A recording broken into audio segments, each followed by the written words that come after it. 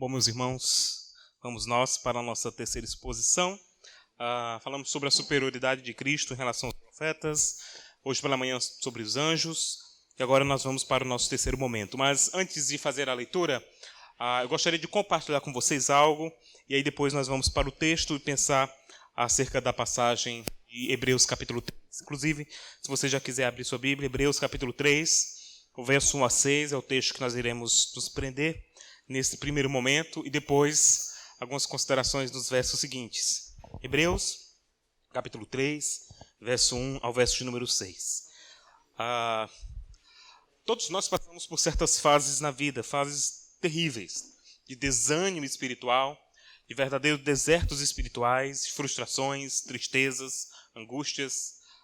E eu tenho por certo que todos vocês aqui presentes, em um dado momento da sua caminhada cristã, você já passou por fases assim. Eu, bem recente, passei uma fase terrível espiritualmente, em virtude de crises ministeriais, em meados do final do ano de 2018, quando eu estava decidido a abandonar o ministério que eu comecei recente. Mas já estava decidido a desistir de tudo e não mais subir ao púlpito. Eu disse para mim mesmo, nunca mais subiria ao púlpito para pregar a palavra de Deus, nunca mais assumiria nenhum tipo de trabalho relacionado ao ministério, à pregação, ao ensino. Eu estava simplesmente arrasado. Final do ano de 2018. E não tinha as condições. Eu estava amargurado de espírito, tristeza profunda, tristeza na alma, pensamentos pecaminosos, tristeza que tirava todas as minhas forças. Pela graça de Deus, me concedeu uma boa esposa e me ajudou nesse processo. Mas eu tinha dito para ela que ministério, nunca mais ministério, nunca mais pregação, nunca mais igreja no sentido de serviço, apenas ficar no meu lugar e seguir a minha caminhada aos trancos e barrancos. Então eu passei 3 meses sem, de fato, subir ao púlpito. Sem conseguir subir, sem conseguir pregar. Recebi convites, mas me lembro que um dos primeiros convites, quando cheguei ao púlpito, preguei à força. Não consegui pregar nem 20 minutos e desci e disse, não dá para mim, não vou. E passei 2 meses, meio, 3 meses sem conseguir fazer nada nesse sentido. Sem conseguir ler nenhum livro. Li a Bíblia com muito esforço, com muito desânimo, muita tristeza. Li à força, mas estava lá. E disse, não dá. Então, foi um mês terrível. Tristeza, angústia. Não compartilhei com muitas pessoas a difícil fase que eu estava vivendo. Apenas com um amigo muito chegado que eu tenho, de longas datas, pastor também. E compartilhava tudo com ele. Na verdade, ele sabe mais da minha vida se duvidar do que até minha própria esposa. No sentido de que eu sempre conversei com ele as minhas crises ministeriais, né? E aí ele sempre com a palavra de ânimo, sempre lá, não, cara, não faz isso. Tem calma, dá um stand-by, mas em breve você volta, você vai voltar recuperado. E disse, não, mas eu não quero mais. Decidi meu último sermão, pregado no mês de dezembro, culto de Natal, na primeira igreja batista em Sobral, e disse, esse é meu último sermão. Agora não mais. E 3 meses depois eu estava assumindo novamente uma responsabilidade de pregar. Agora já recuperado. Mas eu me lembro que bem antes desse período, onde voltei a pregar, subi no púlpito para transmitir a mensagem, eu me lembro que eu cheguei a um dia, acordei arrasado, pensando dar fim, quem sabe, até a própria vida, e lutando com esse sentimento de depressão profunda, eu disse, vou para a igreja. Minha esposa, você tem condições de ir? Eu vou só. O culto era pela manhã e fui para a igreja de um amigo, pastor, e fui para lá. Eu cheguei, sentei lá no final, ainda perturbado em meus pensamentos, uma luta contra a tristeza. Cada um tem seu espinho na carne, eu também tenho o meu. Aliás, eu tenho vários espinhos. E lutando com eles, sendo golpeado por eles, terminou o culto, o meu pastor amigo estava lá, ele chegou e disse, vem cá. Aí eu cheguei perto e ele disse assim, vou te dar um abraço, cara. Me abraçou. Na mesma hora eu me acabei em lágrimas. Eu chorei copiosamente, ele ficou abraçado comigo até sair a última lágrima. Ele abraçou, agora vamos comer ali. Sentei com ele, outro amigo, e ele disse, e aí, brother, abre o jogo. E aí falei, tô arrasado, tristeza, desânimo, fraqueza. Enfim, sou um nada. Ele, você realmente não é nada. Né? Você não é nada. Ele disse, vamos lá, vamos conversar. E eu conversei com ele, tomei ânimo. E aí, foi estreitando as conversas. Outros amigos também. Alguém foi me visitar, outros pastores foram me visitar em casa. E eu comecei a tomar ânimo novamente. E aí voltei ao púlpito para pregar depois desse deserto espiritual. Estava falando hoje com o Lucas sobre isso, sobre esses desertos que a gente parece não ter mais nem o Espírito de Deus na vida. Eu senti assim. E aí voltei a pregar e disse, não sei se eu consigo. E comecei a pregar no mês de março. E não parei mais. Foi um convite atrás do outro. Eu praticamente passei todo o ano de 2019 pregando. Todos os domingos eu em igreja diferente. Chegava a pregar 5 mensagens em 2 dias. Cheguei a pregar sábado de manhã, sábado à noite, domingo de manhã, domingo à tarde, domingo à noite. Cheguei a pregar uma semana quase inteira e sem parar. Não conseguia nem tempo de processar algumas coisas, apenas de estudar, preparar mensagens e pregando, né, sem parar. E aí minha esposa olhou para mim e disse, eu quero você assim. O Tiago que eu conheci. E aqui, Deus tem nos sustentado. Mas eu percebo que durante todo esse processo foi necessário que alguém chegasse e dissesse, eu vou cuidar do teu coração também. Eu quero te ajudar. Eu quero caminhar com você e te ajudar nesse processo. Porque sozinho você não vai chegar lá. E de fato, quando eu olho para Hebreus capítulo 3, a primeira parte parece não ter conexão com isso que eu acabei de dizer. Mas se nós analisarmos todo o texto, no final dele tem uma exortação. E eu quero que você guarde essa minha experiência tristonha, essa minha fase tenebrosa. E quão importante foi ter outra pessoa ao lado para ajudar no processo. Porque nós vamos chegar a um ponto desse texto que ele vai nos exortar quanto a isso. E eu tenho certeza que será de grande valia para o teu coração. Nós vamos primeiro fazer assim, vamos analisar a lógica do texto, seguindo o esquema do autor, que é mostrar a superioridade de Cristo em relação a alguma pessoa ou elemento do Antigo Testamento, e no final uma exortação, e aí nós vamos chegar nesse ponto, tá bom? Então vamos lá, Hebreus capítulo número 3, verso 1 ao 6. Essa primeira parte está dividida em três partes, né? A primeira dela nós temos aqui uma afirmação que Jesus é apóstolo e sumo sacerdote, verso 1 e 2. Depois, Jesus é aquele que constrói a casa, 3 e 4. E por fim, 5 e 6, Jesus é o filho do dono da casa, 5 e 6.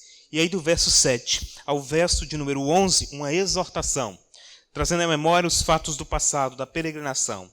E aí do verso 12 até o verso de número 14, a exortação, que é uma exortação com base nisso que eu acabei de relatar, e uma experiência da importância de caminharmos juntos. Então vamos para o texto, que aí conforme eu for expondo, você vai encaixando as ideias. Hebreus capítulo 3, ele começa dando uma ideia de conclusão. Portanto, ou seja, tudo aquilo que eu falei acerca de Jesus e a sua superioridade em relação aos profetas, em relação aos anjos, ele diz, isso também se aplica à pessoa de Moisés. E aí no verso de número 1, portanto, santos irmãos.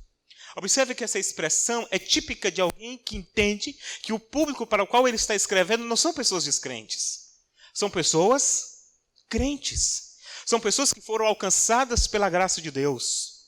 Estão desanimados, abalados, entristecidos, com vontade de desistir da caminhada. Mas ele diz, vocês são irmãos santos, santificados pela obra do Espírito de Deus. De cara, isso já nos mostra que o desânimo e a vontade de desistir, vez por outra, vai nos golpear. Vai dar um nocaute na nossa fé. E vamos estar totalmente desanimados. Mas olha o que ele diz, é para vocês, meus irmãos, vocês que são santos. E aí ele diz algo a mais, verso número 1. Participantes do chamado celestial. Ou seja, vocês que estão desanimados, com vontade de desistir de tudo, de abandonar a Jesus, vocês que são santificados e que foram chamados por vocação celestial, é com vocês que eu quero falar. Olha que ironia. Se por um lado eles estão entristecidos, né? Eles estão massacrados por causa da opressão, da perseguição, da tristeza, por outro lado o autor diz, mas vocês são santos e vocês são chamados com a vocação celestial. Ou seja, veio dos céus o chamado de vocês. Foi dos céus que veio a voz de Deus e chamou a cada um de nós. Você que está desanimado. Foi você que foi chamado. Você que foi santificado. E aí, de cara, ele faz uma afirmação. Fixem, ou melhor, um imperativo. Fixe os seus pensamentos em Jesus. Ou seja, primeira coisa, olhe para Jesus. É como se ele dissesse, eu vou ter uma conversa franca com vocês. Eu sei que vocês são judeus, eu sei que vocês são apegados à lei de Moisés, eu sei que vocês estão preocupados em seguir a Torá, eu sei que vocês são pessoas que querem seguir a tradição judaica, estão preocupados em preservar a sua identidade teológica, cultural, eu sei de tudo isso. Mas eu quero que vocês saibam que vocês não são somente judeus, vocês são cidadãos dos céus, têm chamado e vocação celestial. Mas antes de eu explicar para vocês a distinção entre Moisés e Jesus, eu quero que primeiro vocês pensem em Jesus. Fixem os seus pensamentos nele. Enquanto eu prego, é como se ele dissesse, eu quero que você não deixe de pensar em Jesus. Porque só faz sentido, você só vai compreender o que eu estou dizendo se você tiver os seus pensamentos fixos em Jesus. E aí ele continua a sua argumentação. Vamos lá? Ele diz, em Jesus. Aí ele dá duas descrições. Apóstolo e sumo sacerdote. Que confessamos. Ou seja, nós dizemos isso de boca. Ele é apóstolo. A ideia de apóstolo aqui, o interessante é que não é comum chamar Jesus de apóstolo. Geralmente chamamos os discípulos de Jesus de apóstolos. Mas chamar Jesus de apóstolo é um fator interessante, é novo. Mas ele chama Jesus, porque a ideia de apóstolo é a ideia daquele que é enviado, que é comissionado. Então, de início ele está dizendo, eu vou estar falando de alguém que também foi chamado por Deus, enviado por Deus. Porque isso é lógico, faz todo sentido. Se nós trazemos à memória, o público para o qual ele está escrevendo são judeus convertidos, que estão no contexto de perseguição, estão inclinados e balançados a abandonar a igreja, abandonar a fé. É por isso que lá na frente, Hebreus capítulo 10, verso 25, ele disse, meus irmãos, não deixem a congregação, não abandonem a congregação, antes ajudem uns aos outros, não deixem de se congregar, porque são irmãos que estão tentados a chutar o balde e abandonar a igreja. Mas a primeira descrição que ele faz, eu sei que vocês querem abandonar Jesus, porque vocês querem seguir agora a lei de Moisés, porque ele foi comissionado por Deus. Provavelmente, ele tem em memória o episódio de Êxodo, capítulo 3, quando Deus chama Moisés no meio de uma sarça. Você lembra lá do episódio? Está lá a sarça ardente, Moisés cuidando dos bichos do seu sogro. E de repente ele fica com aquilo. Que sarça. Ele se aproxima. Uma voz diz, calma aí, o lugar que tu estás é a Terra Santa. E aí ele escuta a voz que começa a dar descrições do caráter. Eu sou o Deus de teus pais. E aí o próprio Deus vai se revelando. É a vocação de Moisés para ser o grande libertador e pastor de Israel. Ele foi chamado para uma espécie de apostolado do Antigo Testamento. Um enviado de Deus para uma missão. E agora o autor está dizendo, Jesus também é um apóstolo, chamado por Deus, enviado por Deus para cumprir uma missão. E ele vai mais além. Se Moisés, na dispensação do Antigo Testamento, é o legislador, é o enviado, o comissionado, aquele que dá a lei ao povo, e seu irmão Arão é aquele que trabalha nos aspectos litúrgicos, é o sumo sacerdote. O autor aos Hebreus diz que Jesus é as duas coisas. Ele diz, Jesus é apóstolo e Jesus é sumo sacerdote. E nós, de boca, nós confessamos isso. Ele, de fato, ele é aquele que nos apresenta diante de Deus. Então, no verso de número 1 que nós temos, uma afirmação de quem é Jesus. É o enviado de Deus e aquele que nos representa diante de Deus. Ele faz logo essa descrição. Então, no verso 2, ele faz uma afirmação concernente a Jesus. E ele diz assim, ele foi fiel àquele que o havia constituído, assim como Moisés foi em toda a casa. Ele diz, eu sei que vocês estão dizendo que vão seguir a Moisés porque ele foi fiel a Deus. Mas eu tenho algo para dizer para vocês. Jesus também foi fiel. Ele foi fiel àquele que o constituiu, àquele que o chamou e o levantou para cumprir a missão. Ele também foi fiel. Em outras palavras, ele está dizendo que Jesus e Moisés estão no mesmo patamar nesse sentido. Porque os dois, de fato, foram comissionados. Ele não está, observe isso, ele não está rebaixando Moisés para exaltar a Cristo. Ele está dizendo que, de fato, Moisés é um homem de Deus. De fato, Deus usou Moisés. De fato, Deus nos entregou a lei por meio de Moisés. De fato, Deus utilizou Moisés e comissionou ele para nos guiar. Mas ele também fez isso com o Filho, com Cristo. Então, no verso 3 e 4, ele vai usar uma metáfora, ele vai usar uma figura de linguagem relacionada à casa, para facilitar a compreensão dos seus ouvintes. Observe comigo, o verso de número 3, ele diz assim, Jesus, ele faz logo uma afirmação, Jesus foi considerado digno de maior glória do que Moisés. É como se ele dissesse, olha, eu vou explicar para vocês aqui por meio de uma figura de linguagem, uma comparação entre Jesus e Moisés, mas eu quero que você não esqueça o que eu disse no verso 1. Fixe os seus pensamentos em Jesus. E aí no verso 3, porque Jesus tem uma glória maior do que a de Moisés. E aí ele continua o seu argumento, verso número 3. Jesus foi considerado digno de maior glória do que Moisés. Aí observa aí o que ele diz. Da mesma forma que o construtor de uma casa tem mais honra do que a própria casa. Ele traz a ideia de uma casa no meio do discurso. Ele diz assim, você já observou uma casa? Você tem lá um terreno, você vai construir a casa. Só que você só constrói a casa se tiver quem? Um construtor, um bom pedreiro. Se você não tiver, vai ficar o terreno lá, parado. Os materiais encostados, mas a casa só fica de pé se tiver um bom pedreiro, um bom construtor. E uma vez que a casa está construída por causa do ofício desse construtor, o autor chama-nos a atenção. A casa está pronta, mas foi por causa do construtor. Ele é agradecido, ele, de certa forma, é reconhecido. Nós ficamos felizes pela casa, mas nos alegramos também pelo construtor, porque se não fosse ele, a casa não estava de pé. Isso me lembra muito a minha igreja de origem, quando eles construíram o templo, eles fizeram uma mega estrutura lá. E aí um dos membros da igreja, ele era médico e arquiteto. E aí ele fez o projeto da igreja.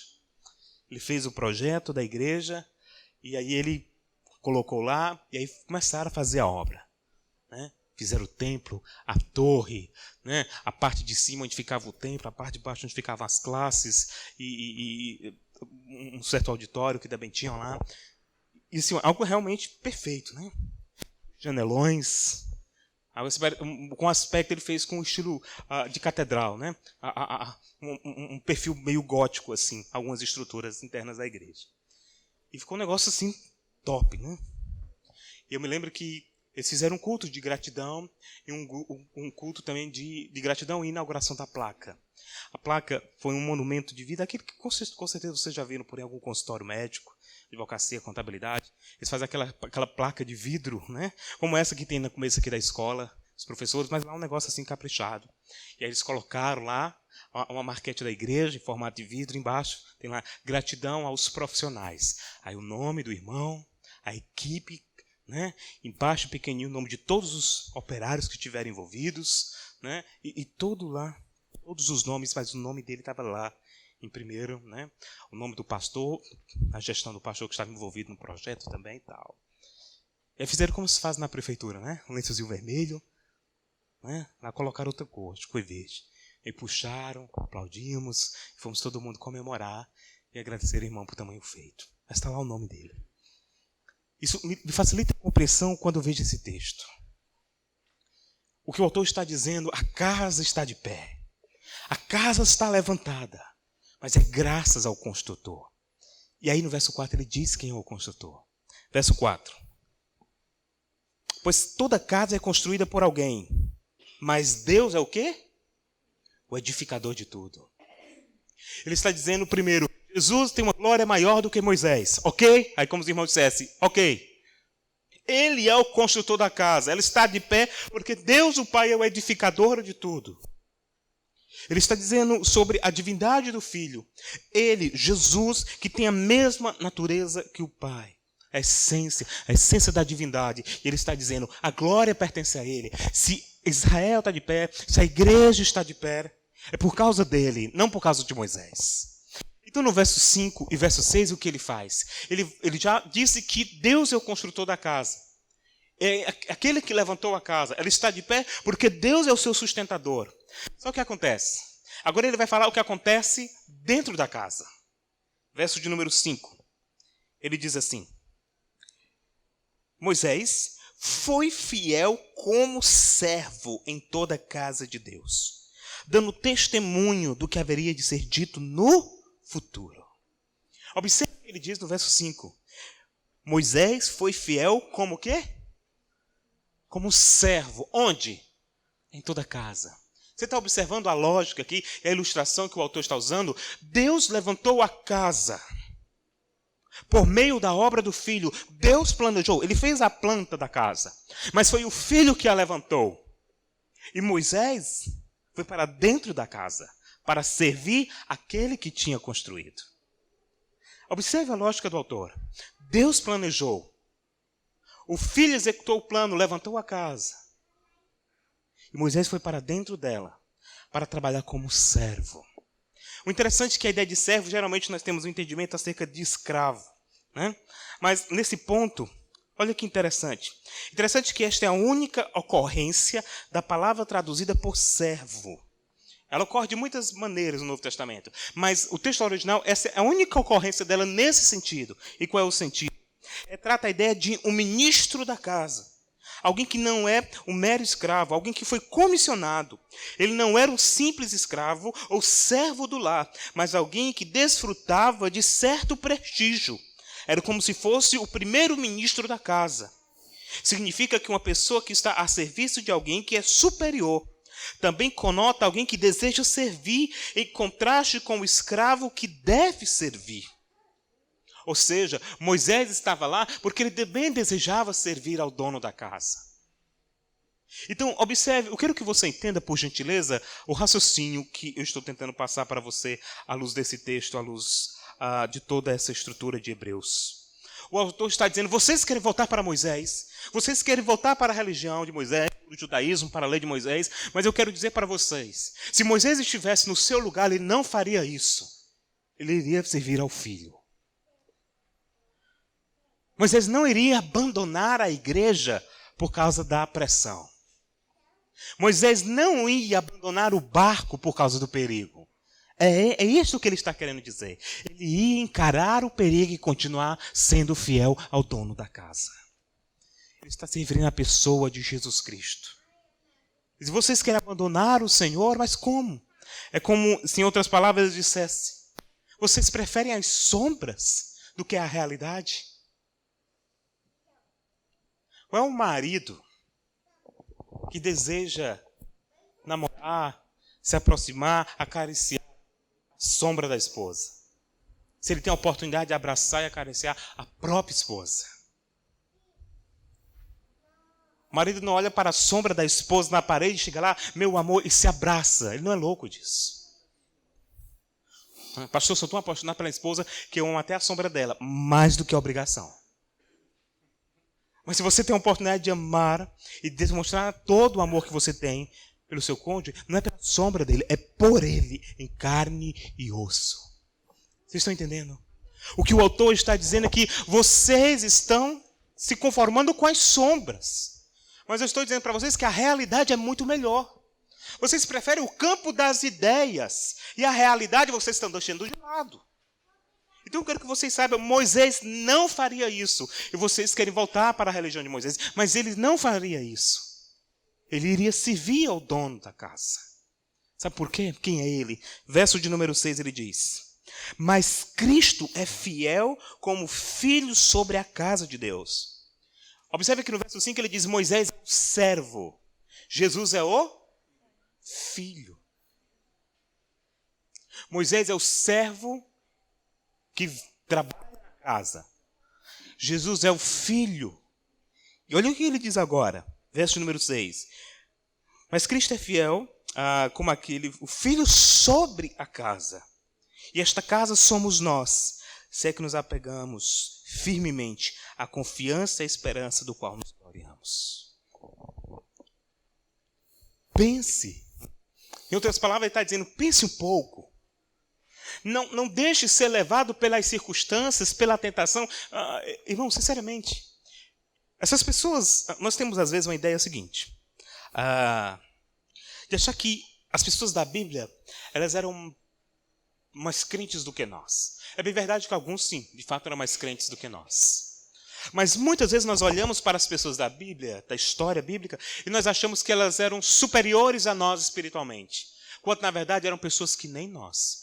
Tinham as mesmas tentações que nós temos, as mesmas dificuldades, tentações financeiras, tentações sexuais, tentações mundanas, carnais, as mesmas lutas. Quantos de nós, na hora que o circo está pegando fogo, não quer cair fora? Normal.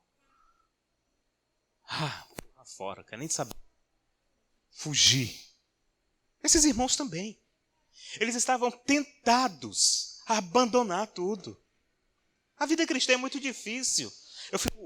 Quando eu olho para esse texto e olho toda a dinâmica de Hebreus e eu vejo as igrejas dos nossos dias, é muita ironia.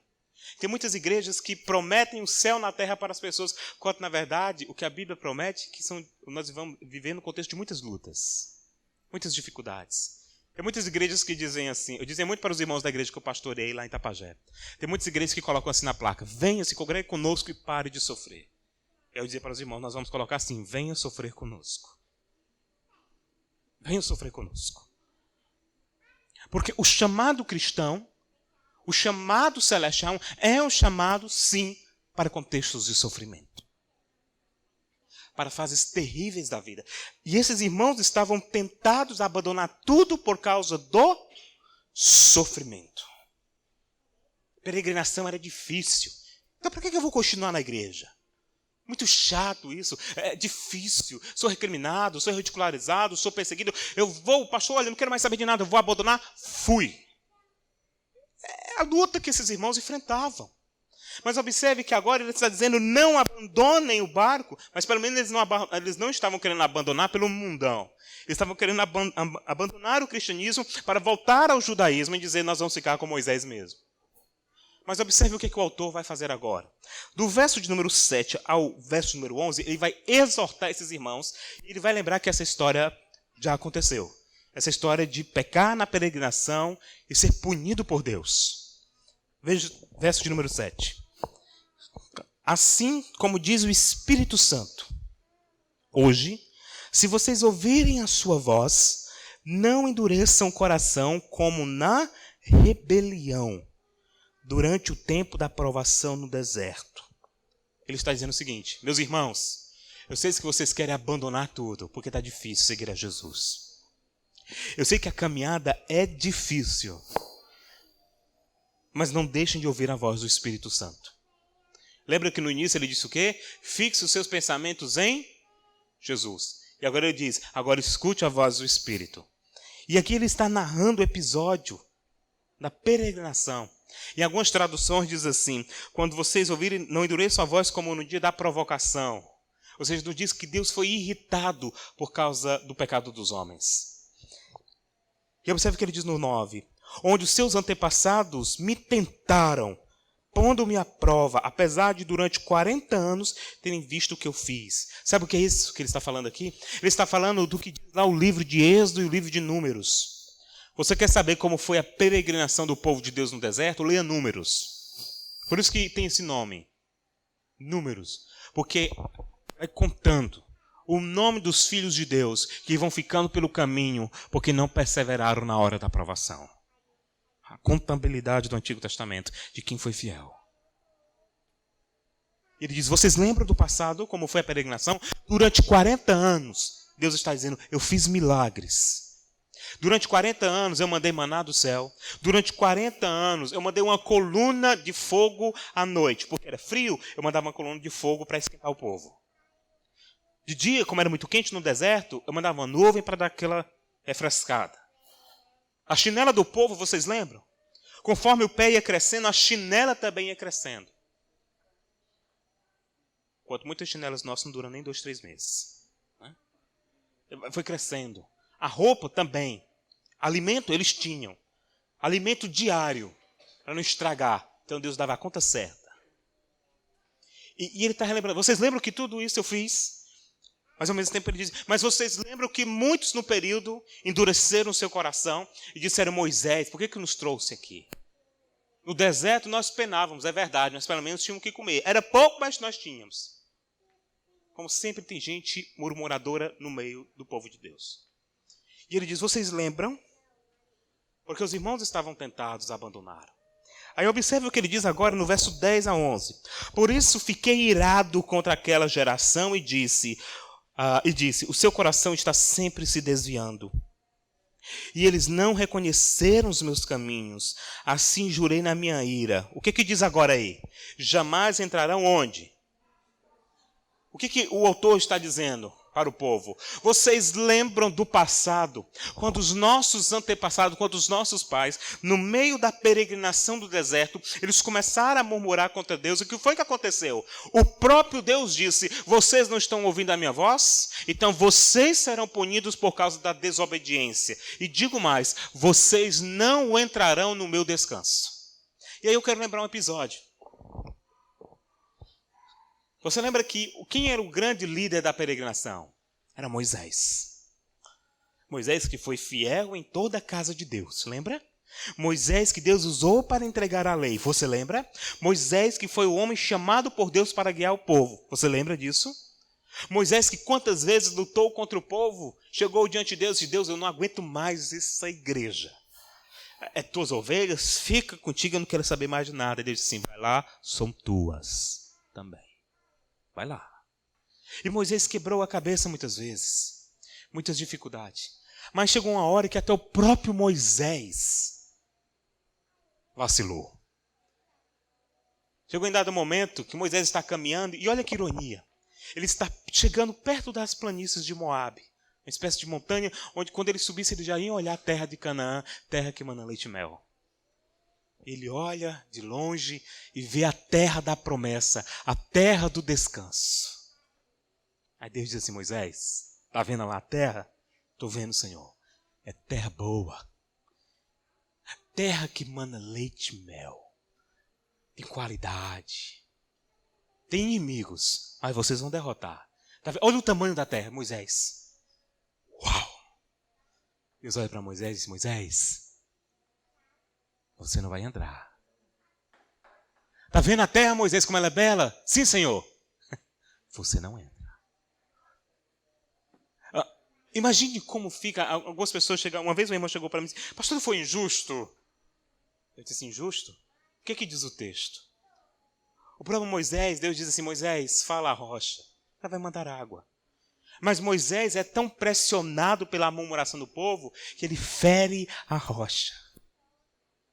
Como uma prova de que ele vacilou. Ele não confiou como deveria. E aí Deus diz, por causa dessa tua obstinação, do teu pecado, eu te disse, você não vai entrar. Porque o lugar de descanso é para homens que não desistem, que confiam. Isso não quer dizer que Moisés foi para o inferno, ok? Está no céu com o Senhor. Mas na terra da promessa ele não pisou. Então, observe o que o autor está dizendo. Vocês que estão querendo abandonar a fé cristã e voltar para o judaísmo, perceba que até o próprio líder feriu a rocha. Observe que com isso ele está fazendo com que esses irmãos pensem, sabe o quê? Pense como Jesus é superior. Pense como Jesus é maior do que Moisés. Porque Jesus não feriu a rocha. Ele foi ferido por nós. Moisés balançou na sua fé e duvidou. Enquanto Jesus disse, Pai, passa de mim este cálice. Ou seja, eu estou disposto a este sofrimento. O que o autor está querendo chamar a atenção é o seguinte. Todos nós corremos esse mesmo perigo. Às vezes nós temos a tendência de olhar o texto com as lentes de um historiador. Olhar e pensar que a história ficou parada no tempo. Mas ela fala para nós hoje. E esse mesmo dilema todos nós sofremos. De muitas vezes nos sentimos balançados, vacilarmos, a ponto de muitas vezes negarmos a fé, a caminhada, apostatarmos da caminhada. Quantos irmãos já passaram pela PIB de Cascavel? Quantas pessoas vocês já conheceram, sentaram com você, do seu lado, no banco da igreja, cantaram com você e hoje estão negando a fé? Quantos irmãos? Eu olho para a minha caminhada e eu vejo quantas pessoas eu já conheci no contexto de igreja. A minha maior tristeza, ultimamente, eu conheci um irmão de longas datas. Ele era um presbiteriano convicto da minha antiga denominação, trabalhava na igreja, tudo. Dirigiu um trabalho, um homem muito dedicado ao estudo teológico, fez parte do seminário comigo, ele estudou quase 2 anos, tudo, muito dedicado. E aí, um tempo para cá, eu fiquei sabendo que ele tinha saído da igreja e estava em uma igreja que era uma igreja batista. A priori até me alegrei também, mas depois descobri que essa igreja só usava o nome batista, porque na verdade era uma igreja judaizante. Era uma igreja que até era proibido falar o nome Jesus no culto. Era só Yeshua Mashiach. Tinha que falar, né, a expressão hebraica. É cheio de parafernálias do judaísmo. O culto só é culto se tiver todo o candelabro com as 7 velinhas acesas. Parece que você está entrando no templo do sacrifício. Período de Páscoa, o pastor pega lá um cabritinho, mata na hora do culto para todo mundo ver, como se o sacrifício de Cristo fosse em vão. E aí eu me encontrei com ele a última vez e ele simplesmente disse, não, rapaz, esse negócio aí, nós precisamos voltar aos originais. E ele começou a falar das práticas e crenças que ele estava agora abraçando. Ele disse assim, na tua Bíblia não existe Gálatas e Hebreus? Ele disse, existe, mas precisa ler direito. Ele disse, para que sacrifício? O sacrifício de Cristo foi em vão? Foi bom, mas a gente precisa rememorar o sacrifício de Cristo, o sacrifício de animais. O autor dos Hebreus diz que foi uma vez por todas, não precisa mais derramar sangue de cabrito, né, de ovelha, não precisa mais sacrifício. Ele disse, não, assim, depende. Não depende, não. Né? Ele disse assim, eu estou sonhando o dia que eu vou a Israel. Ele disse, eu quero ir para passear, lá nas praias, né? Mas não, porque eu tenho que ir no templo. Eu quero ir para a presença de Deus na eternidade. E ele foi voltando e disse assim, cara, tu apostatou da fé. Ele disse assim, não, foi não. Eu fui. Você está dizendo que tudo aquilo que Cristo fez foi em vão e que agora você precisa voltar a esses rituais. Enfim, eu fiquei muito entristecido com aquilo. Mas sabe o que aconteceu? Ele endureceu o coração. Porque, como diz o autor aqui, não endureçam o coração. E o pecado tem essa característica de endurecer o nosso coração. E muitas vezes nós encaramos o pecado com naturalidade. Mas eu quero chamar sua atenção para o final dessa passagem, que é o ponto que eu quero chegar. Olha o que ele diz no verso de número 12. Olha como é que ele começa. A primeira palavra diz aí, cuidado. Cuidado com o quê? Olha o que ele diz. Cuidado, irmãos, para que nenhum de vocês... Ele está falando para crentes, ok? Cuidado para que nenhum de vocês tenha um coração perverso, incrédulo, que se afaste do Deus vivo. Ele não está falando para descrentes, ele está falando para crentes. Ele está dizendo, meus irmãos, vocês que estão na igreja, cuidado com o coração de vocês. Para que o coração de vocês não seja pervertido. E para que o coração de vocês passem a desconfiar de Deus, deixar Deus de lado. Sabe por que ele diz isso? Porque ele sabe que se nós temos um inimigo ferrenho, é o nosso coração. Muita gente, o nosso pior inimigo é o diabo. Nosso pior inimigo é o mundo. Nosso pior inimigo é o nosso próprio coração. Ele é traiçoeiro. Ele engana a nós mesmos. O nosso coração, ele é algo que nós precisamos cuidar constantemente. Como dizia João Calvino, ele é uma fábrica de ídolos que não para. E ele está constantemente buscando alternativas para esquecermos de Deus e negarmos. Quantas vezes nós estamos diante de uma situação de pecado, ou pense na sua própria vida, quantas vezes você está lidando com a situação de pecado, está lidando com algum tipo de situação de desânimo, de tristeza, e muitas vezes você tem a tendência de resistir à voz do Espírito, ignorar a voz do Espírito e se enveredar pelo mal. E o Espírito está lá. Não é por aí. Não faça. E você simplesmente ignora. Ele está dizendo, cuidado. Cuidado com o seu próprio coração. Ele não diz, cuidado com o diabo. Não. Ele diz, não, cuidado com o mundo, hein? Não. Ele simplesmente diz, cuidado cada um de vocês, irmãos. Ele está falando para crentes. Cuidado vocês, para que o coração não seja pervertido e se afaste de Deus. Se afaste de Deus. É muito fácil chegar na igreja e cantar. Senhor, eu quero chegar à tua presença. Senhor, eu quero correr para os teus braços. Senhor, eu quero ir para a sala do trono. Enquanto no nosso dia a dia, muitas vezes, Senhor, não vê o que eu estou fazendo. Senhor, ignora o que eu cometi. Senhor, fecha os olhos quando eu fizer isso. O louvor se tornou muitas vezes uma questão apenas estética. E não uma experiência de vida. Entende? E o autor dos Hebreus está simplesmente nos chamando a atenção. Cuidado. Cuidado com o teu coração. Bom, sabendo disso, olha o que ele diz agora no verso de número 13. Ao contrário, ele diz: encorajem uns aos outros. Quando? Todos os dias. Durante o tempo que se chama hoje. De modo que nenhum de vocês seja endurecido pelo engano do pecado. Pois passamos a ser participantes de Cristo, desde que de fato nos apeguemos até o fim à confiança que tivemos no princípio. Isso cuida do coração, cuidado. Mas ele diz mais, encorajem, ou seja, exortem um ao outro. Cuidem um do outro. Quando? Todos os dias, a partir de hoje. Cuide. Sabe por que ele diz isso? E eu acho belíssima essa expressão, porque eu vejo esse versículo, a primeira coisa que me vem na minha vida, sabe, na minha mente é igreja local. É somente na igreja local que isso aqui pode se concretizar.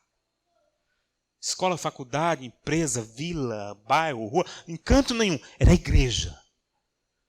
É somente na igreja que esse versículo, Hebreus 3,13, é realidade. Onde eu cuido um do outro, eu sou responsável pelo coração do outro, pela vida um do outro, para que ele não abandone. Eu cuido de alguém para que esse outro cuide também de mim. Porque senão eu sou enganado pelo meu próprio coração. Eu sou endurecido por ele. Ou seja, cada crente é responsável pelo outro. Você que está aqui, você é responsável pelo coração do seu irmão, para que ele não fique endurecido. Você é responsável para manter o coração do seu irmão quebrantado.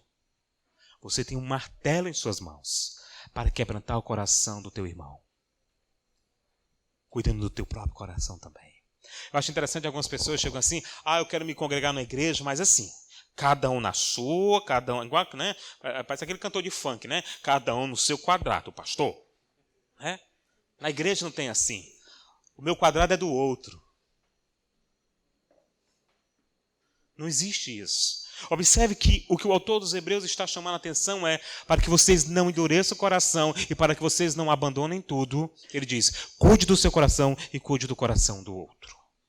Para que vocês não desanimem e para que o pecado não destrua você. E aí, você entendeu por que eu disse a minha experiência no início da mensagem? Porque se eu tivesse ficado sozinho, eu estava arruinado, eu não estava aqui com vocês. Eu estava destruído de uma depressão espiritual. Estava arruinado. Chegou uma hora que eu olhei para mim mesmo e disse, eu não consigo sozinho. Cheguei para minha esposa e disse, meu amor, não me leva a mal. Você me ajudou tanto. Mas a sua ajuda não é suficiente. Não é porque ela fosse incapaz. Mas é que, como pastor do rebanho, pelas experiências ministeriais frustrantes que eu passei, a minha ideia é que eu precisava de um outro pastor para me cuidar de mim, para me chamar a atenção, para me trazer a realidade. E ela disse, vá em busca de alguém. Eu cheguei para o irmão e disse, estou morto. Ele disse assim, que bom, Jesus te dá vida. Se eu não consigo caminhar, ele disse, não importa, a gente te arrasta. Ele disse, eu só consigo chorar. Chora, a gente enxuga. Eu cheguei e disse, eu preciso de alguém. Caminhar sozinho é um perigo, e aqui já vai a aplicação. Caminhar sozinho é um perigo. Recentemente, eu dando aula lá na Igreja Batista do Planalto, o irmão chegou e fez a pergunta. Pastor, som. Foi? Desliguei? Som? Não, né? Alô? Não, não tem problema não. Fica aí, vai deixar. Vocês estão me ouvindo? Vou terminar aqui.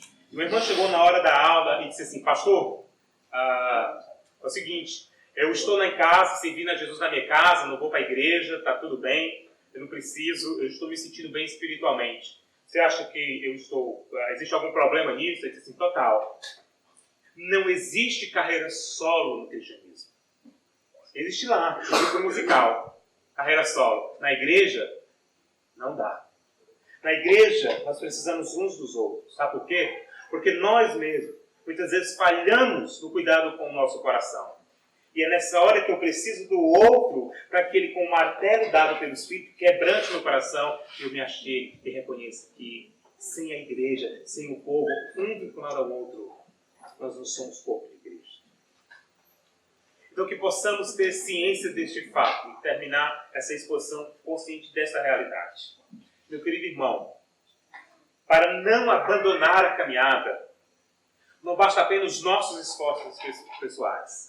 Precisa, acima de tudo, estarmos vinculados a um corpo. Observe a exortação aos hebreus. Cuidado, cuide do seu coração, mas cuide também um do outro, para que o coração não seja endurecido.